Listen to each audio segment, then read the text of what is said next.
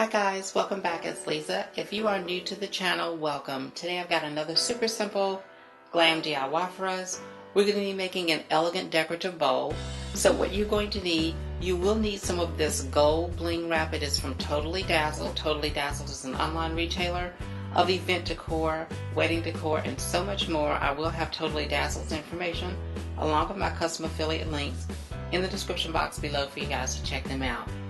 Now from Dollar Tree, you're going to need one of these round plastic bowls. You'll also need one of these glass mini bowls. And you're going to need some florals of your choice.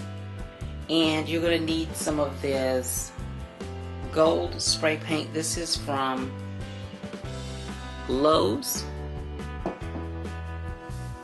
I will be using both tacky glue and hot glue on this project, but if you'd like to make any of the components permanent, please use something like an E6000 or an epoxy bond, and that will help to make it permanent. If I decide to use additional items or alternate items, I will list those in the description box below for you as well. Let's get started.